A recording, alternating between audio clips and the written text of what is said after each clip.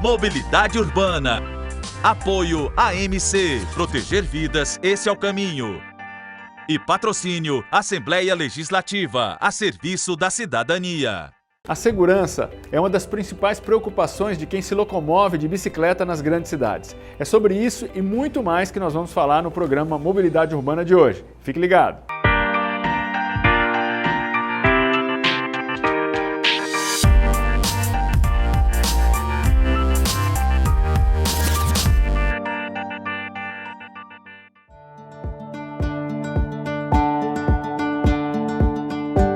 A conexão entre segurança pública e mobilidade urbana pode não parecer muito óbvia em um primeiro momento, mas quando observamos com mais atenção, fica mais fácil perceber como as duas áreas estão intimamente ligadas. Infelizmente, motoristas de aplicativos, taxistas, pedestres, ciclistas e usuários de transporte público como ônibus, metrô e trem estão expostos a assaltos e outros tipos de violência. E isso impacta diretamente a mobilidade urbana. Moradores da periferia ainda têm restrições de deslocamento, por vezes conectadas ao crime organizado. E mulheres, além de sofrerem um medo comum ao dos homens, temem o assédio sexual. Alguns estudos apontam a segurança pública como fator relevante na escolha modal nas grandes cidades. Todos esses ingredientes sinalizam para nós a importância de pensar a mobilidade e segurança pública de maneira integral e sistêmica. Ações positivas podem atingir e melhorar a situação do cidadão nessas duas importantes áreas da gestão pública. E para conversar sobre essa importante conexão entre segurança pública e mobilidade urbana, nós vamos receber o diretor em Ciência de Dados e Inteligência Artificial da Unifor, Vasco Furtado. Mas antes dessa entrevista incrível, nós vamos acompanhar mais uma andança pela nossa cidade em mais uma matéria de Ilan Gugel. É com você, Ilan. Pedir comida pelo aplicativo já deixou de ser moda, virou necessidade. Os trabalhadores que atuam como motoristas ou entregadores de aplicativo já somam cerca de 1.400.000 no Brasil.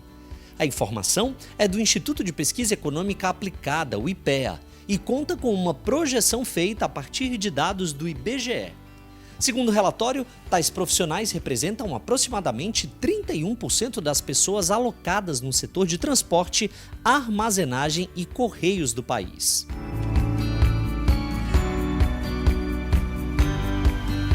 Thaís, fala pra gente, é aqui que é aqui então, né? Essa que é a materialização da ideia de vocês? Fala pra gente.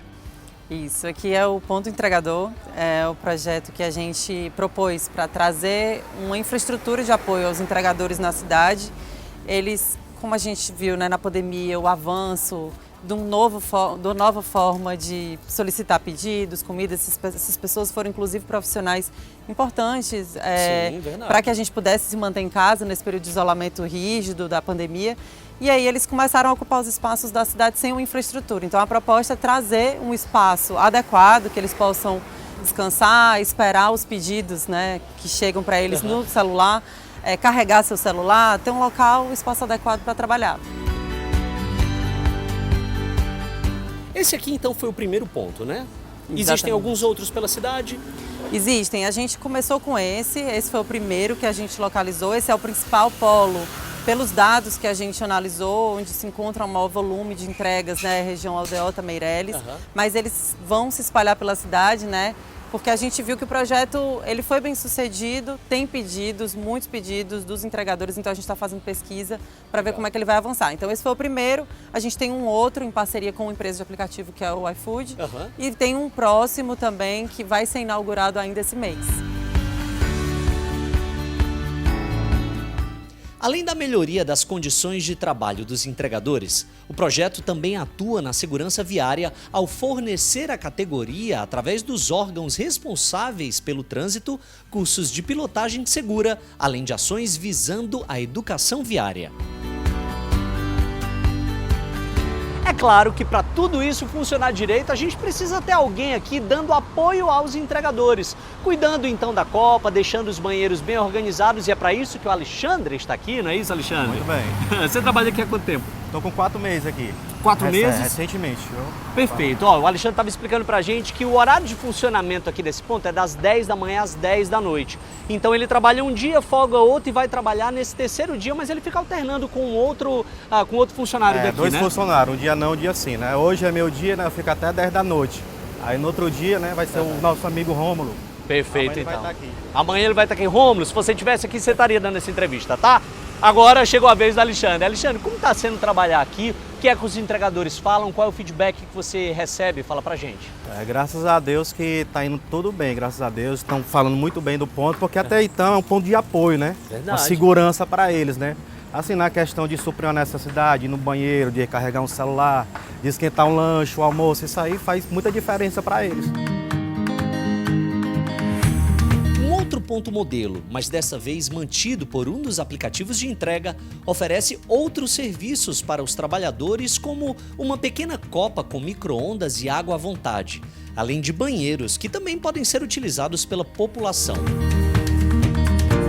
Os entregadores parecem mesmo curtir o clima por aqui. Gostam tanto que até fazem questão de deixar o cantinho mais a cara deles, colocando uma trilha sonora adequada e mantendo tudo em ordem. Afinal de contas, se não fossem esses pontos de apoio espalhados pela cidade, a situação seria bem mais complicada. Bom, agora a gente vai conversar com o Marcelo, que já virou meu brother aqui. A gente já estava conversando então um pouco antes dessa nossa entrevista, ele já estava dizendo que trabalha como entregador de aplicativo há 4 anos, né? Você começou por quê, cara? Amigo, a priori, assim, eu tava em busca de oportunidade, né? Aí as coisas não estavam muito fácil. Pra ninguém, né, cara? Pra ninguém, mas graças a Deus, né, que apareceu essa oportunidade, eu tô aí, né? Perfeito. E agarrou com unhas e dentes e tá há 4 anos trabalhando, né? E aí eu queria que você falasse aqui em específico desse ponto do entregador, né? Esse aqui é um ponto todo especial, o cara então fica aqui porque tem banheiro, cozinha por causa disso? Tem um carregador aqui, ó, carregador. Tem um banheiro, tem água. Ah, maravilha, pra mim mesmo. Tem esse suporte. E antes do ponto a gente ficava aí, tipo, jogado, né? Agora, graças a Deus, tá... Acho que dá pra ter um mínimo de conforto, né, por assim dizer. Tá bom. Tá uma maravilha. Pra mim, tá uma maravilha.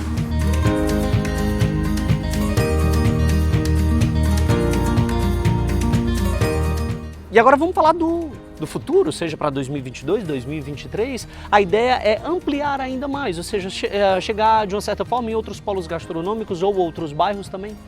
Exatamente. A partir desse projeto, a gente começou a estudar os dados. A gente começou, inclusive, ontem uma pesquisa para entender melhor o impacto do projeto e as necessidades deles. E aí a gente vai começar a avançar agora na proposta de expansão do projeto. Ele já foi bem avaliado, mas a gente precisa agora acertar nos pontos e nas necessidades dos usuários. Então a gente está nesse trabalho agora de expansão. Eu queria que você falasse para a gente sobre o laboratório de inovação, porque quando a gente fala laboratório de inovação, pelo menos na minha cabeça, a primeira coisa que surge é algo relacionado à tecnologia, aplicativos, muita gente geek, muita gente nerd, virada então ali para aqueles monitores e programando, e eu acho que não é bem por aí. Na verdade é um cantinho criativo, eu posso dizer assim.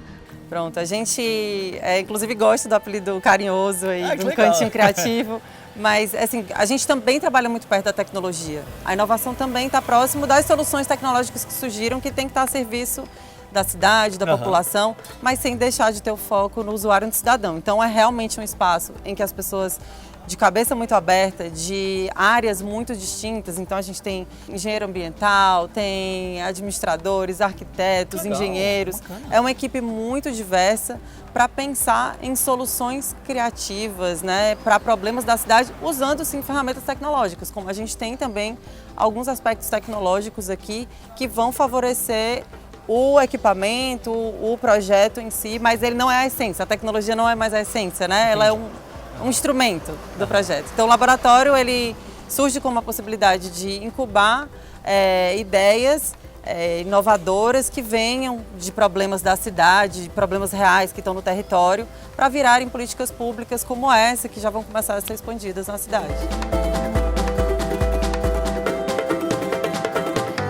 Thaís, agora quem está assistindo a gente que, digamos, porventura tenha alguma ideia, que acredita que possa ser aproveitada, quer contribuir então para a nossa cidade, esse acesso até o laboratório, até a Thaís, até alguém lá, é algo bacana, é algo fácil, é algo simples? Como é que as pessoas podem fazer? As pessoas acessam a gente através da Fundação de Ciência, Tecnologia e Inovação da Prefeitura de Fortaleza, que fica na Praia de Iracema, mas a gente recebe muitas demandas das próprias ouvidorias nas regionais.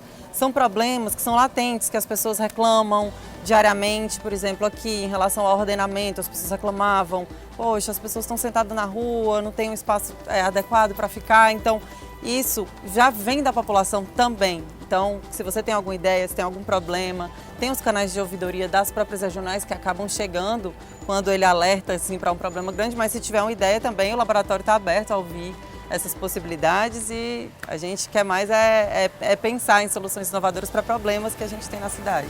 Legal, que massa. Então, olha só, você que é de humanas, você que é de exatas, lá tem uma galera poliglota, tá? Eu digo poliglota porque às vezes a galera de humanas não fala a mesma linguagem do pessoal de exatas, tá? Mas lá todo mundo conversa, a ideia então é criar quase como uma nova língua para a gente pensar a nossa cidade de uma maneira bem legal, bem bacana, tá bom? Passa lá, procura a Thaís, é fácil.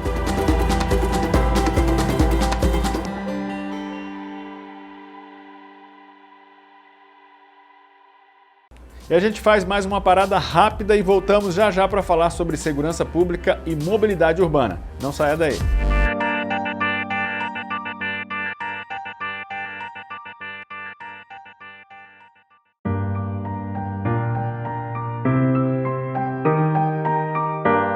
Estamos de volta aqui no nosso quadro de entrevistas, sempre com um tema muito interessante no mobilidade urbana.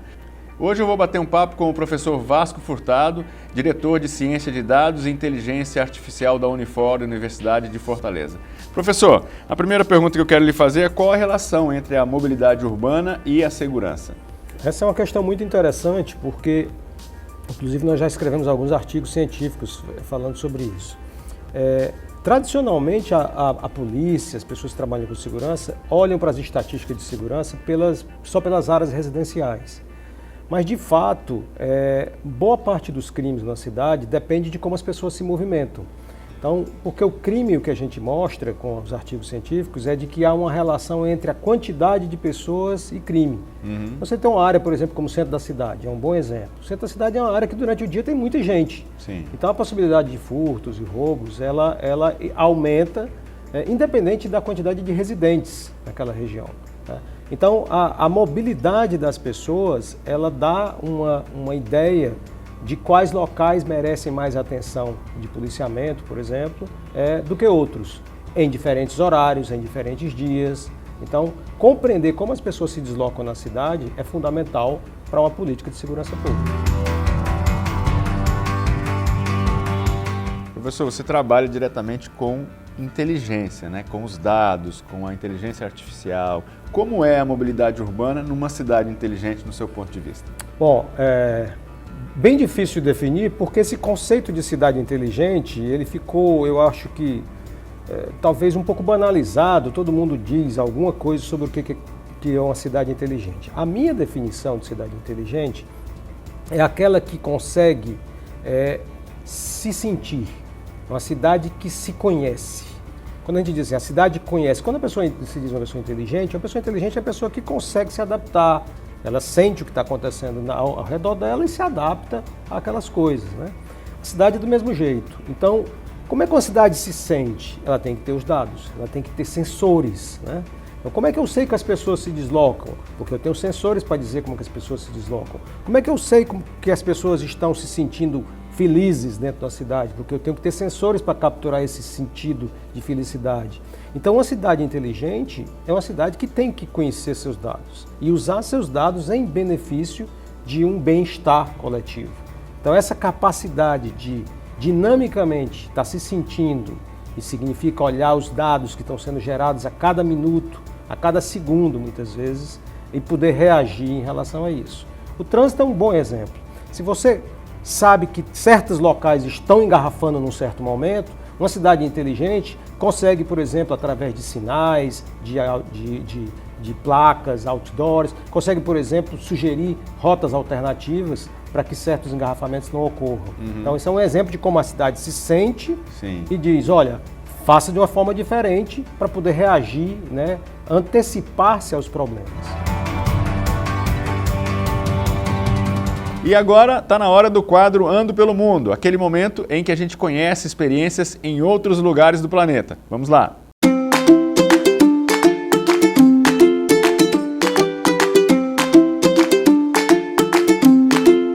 Oi, meu nome é Mariana, eu moro em Portugal e hoje a gente vai fazer um passeio na cidade do Porto.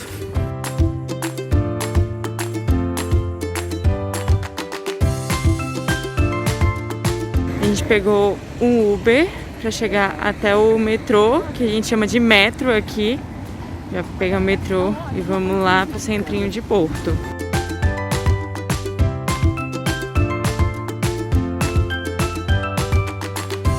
Chegamos aqui no Jardim do Morro, tá bem movimentado hoje e o metrô é em cima da terra, né? Que é engraçado.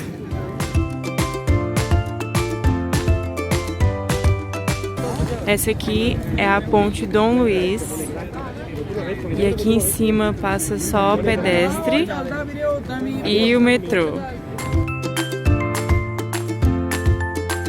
Eu acho que esses pontos de partilha das bicicletas e dos patinetes eletrônicos que eles disponibilizam na cidade.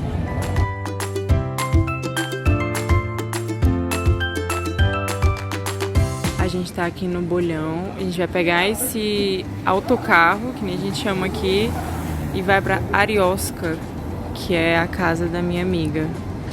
Não sei qual caminho que faz, mas vou contabilizar aqui para vocês. Então, rapidinho, né, a volta de ônibus. Os ônibus aqui, eles são movidos a gás natural, que é ótimo no meio ambiente. E tem Wi-Fi e é mega confortável, dá até uma tranquilidade, até um prazer de andar de ônibus. Bom, gente, o passeio pelo Porto foi isso. Deu pra ver alguns métodos de transporte que a gente usa aqui em Portugal e eu espero que vocês tenham gostado.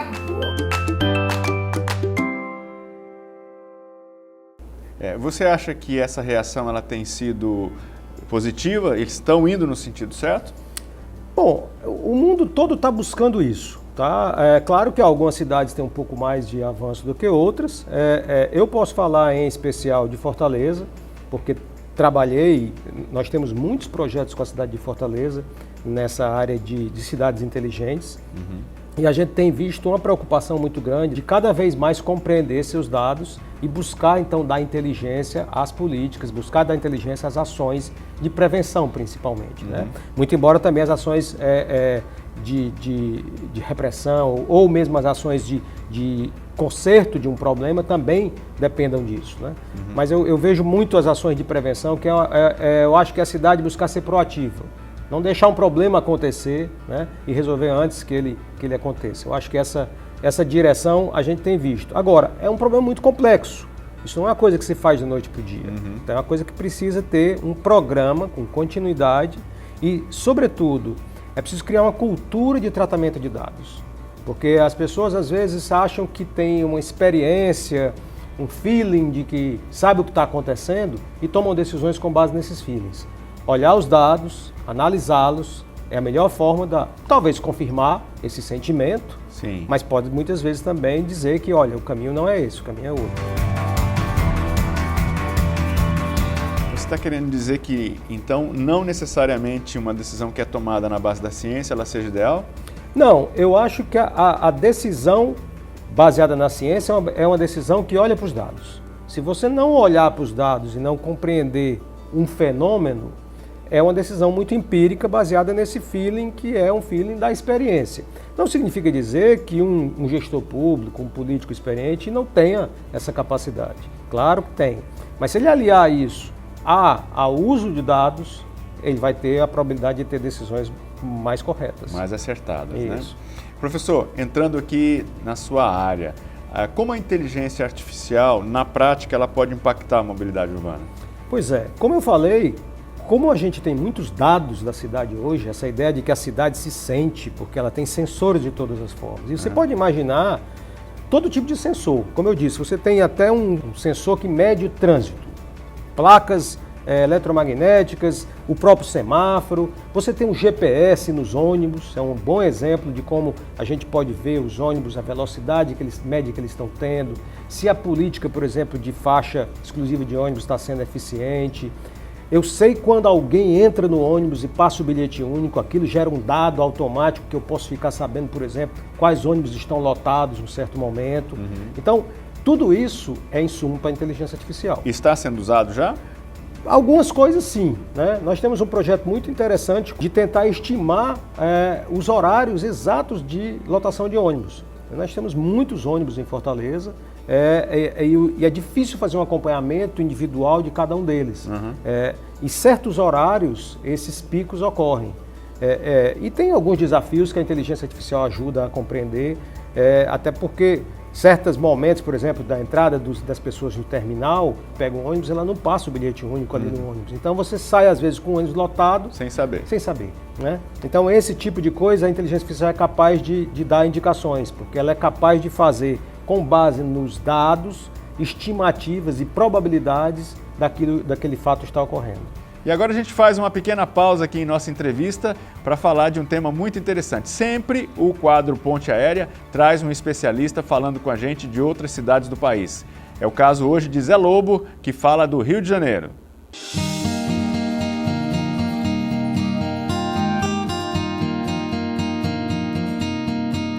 Eu sou Zé Lobo, sou um dos fundadores da organização Transporte Ativo, que busca promover o uso das bicicletas no ambiente urbano.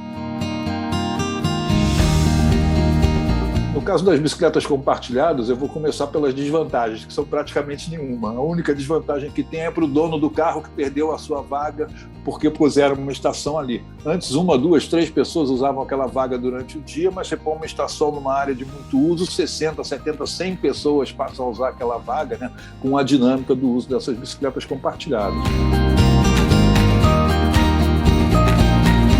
Isso é muito bom para a cidade, muitas pessoas passam a usar a bicicleta porque ela está ali disponível para ele, você não precisa procurar um lugar para estacionar, você não fica preocupado se vão roubar sua bicicleta, se ela vai estar lá, porque quando você devolve ela na estação, pronto, acabou a sua preocupação com ela. E ela é um atrativo muito grande, né? Muitas vezes, principalmente nas grandes cidades, que é onde você tem os maiores sistemas, os apartamentos, as casas são menores, não tem bicicletário na garagem, então guardar sua bicicleta é um problema, esse problema também diminui, então é mais uma vantagem que ela apresenta. Muitas pessoas começam a utilizar o sistema por causa disso. Os sistemas normalmente são sistemas muito baratos, se você for ver o preço da anuidade, ela é cara quando eu pago a anuidade, mas se for diluir pelas viagens que você faz durante o ano, são sistemas muito baratos, muito eficientes, eles estão presentes aí nos últimos 15 anos, vem crescendo assim absurdamente pelo mundo afora. As cidades, algumas têm mais de um sistema e esses sistemas vêm crescendo. É uma coisa que funciona muito em áreas densas da cidade, né? Uma coisa que muitas pessoas questionam é por que só tem nos grandes centros, nas áreas turísticas, nas áreas mais comerciais, né? Porque você precisa de uma densidade grande de pessoas para poder usar, está sempre retirando e devolvendo. Quando você vai para áreas menos densas, aí você tem que moldar o modelo de sistema. Existem alguns modelos de bicicleta compartilhada, inclusive Fortaleza tem aquele sistema que você compartilha, faz uma integração com o transporte público, leva a bicicleta para casa, ou seja, existem vários modelos. E qualquer um desses modelos é muito bom para ajudar a mobilidade urbana, para apresentar a mobilidade ativa para as pessoas. Para muitas pessoas é uma surpresa, de repente tem bicicleta para alugar na cidade inteira. E bicicleta até muito pouco tempo, digamos uma década, era um brinquedo, uma coisa para se divertir. Por que você está ocupando aqui o espaço público, essa brincadeira? Aí o cara começa a ver que não é tão brincadeira assim. E é uma coisa muito séria hoje em dia, faz muitas pessoas circularem, circula muito dinheiro com isso, ou seja, mexe com a economia, mexe com o emprego das pessoas. Uma coisa interessante que eu vejo aqui no Rio eram os representantes comerciais de empresas, né?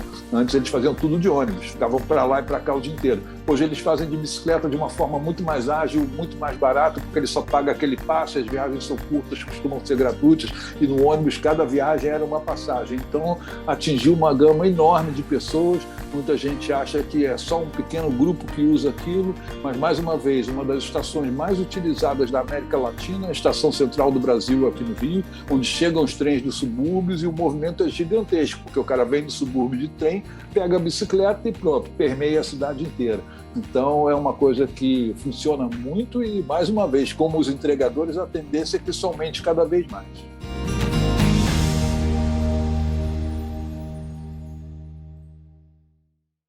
Professor, e que outras tecnologias você acha que podem ser usadas, podem ser trazidas e adaptadas à mobilidade urbana da nossa cidade?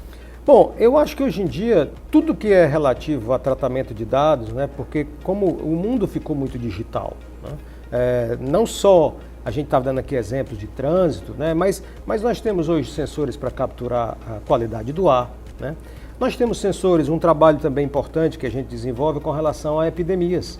Né? Nós fizemos recentemente, publicamos um artigo científico numa revista importante, na Nature Scientific Reports, em que a gente mostrou como é que funciona o contágio da Covid dentro dos ônibus em Fortaleza. Sim. Então nós fizemos um acompanhamento durante 9 meses de pessoas que andavam de ônibus e pessoas que estavam com Covid, andaram de ônibus e como contagiaram outras pessoas. Então a dinâmica de contágio dentro de ônibus foi compreendida. Fantástico isso, né? Pois é. Então você vê que outro trabalho em termos de epidemiologia, o tratamento da dengue.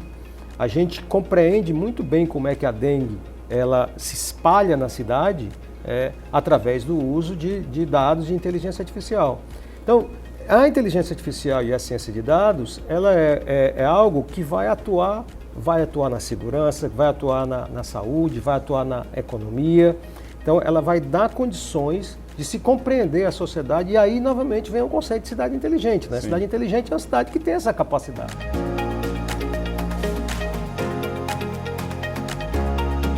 E sempre que a gente fala em prevenção no trânsito, nós temos que falar de conscientização e informação. Vamos sempre insistir nisso. Está na hora do quadro, siga essa dica.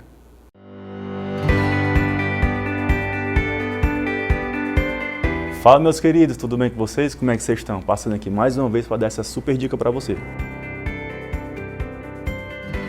Nós sabemos que desde 2021 a pontuação mudou, né? Agora é 40 pontos e desce para 30 pontos se tiver acontecido uma infração gravíssima. Desce para 20 pontos se tiver acontecido 2 ou mais infrações gravíssimas. Ou seja, se você atingir esse limite, a sua CNH vai ser suspensa.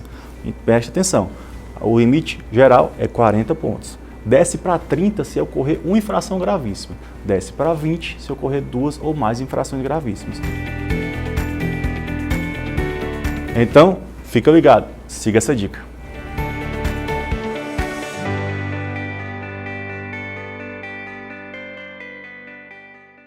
Professor, para a gente finalizar, como a universidade, a academia e as fundações podem ajudar para que a gente possa ter uma cidade melhor, uma mobilidade urbana mais eficiente? Enfim, como é que pode acontecer isso? Eu acho que a forma mais importante é uma forma hoje que as universidades estão cada vez mais abertas a colaborações com o poder público, não só com o poder público, com empresas de uma forma geral, mas no caso da cidade com o poder público, porque pelo ponto de vista científico, o cientista passa a ter um problema real para ser analisado, para ser resolvido. Aquilo é uma coisa que vai dar boas publicações científicas, vai dar um reconhecimento acadêmico. E, por outro lado, o poder público ganha um parceiro importante, que é a qualidade, né, de trabalhos e de análises que pode fazer. E a confiabilidade também na informação. Né? Exatamente. O rigor científico nas análises e tudo isso faz com que as decisões dos políticos e dos gestores tendam a ser mais assertivas.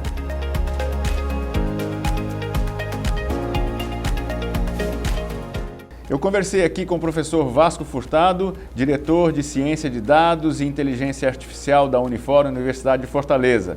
Professor, muito obrigado pela sua presença aqui, esse papo foi muito bacana, eu gostaria de vê-lo mais vezes aqui conosco. É um prazer, estou à disposição. Assim fechamos aqui mais uma entrevista no Mobilidade Urbana e a gente volta a se falar no próximo programa. Um grande abraço, até lá!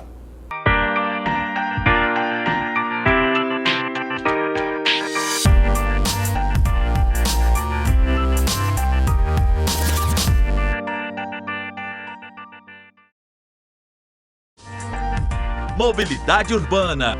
Patrocínio Assembleia Legislativa, a serviço da cidadania. E apoio AMC. Proteger vidas, esse é o caminho.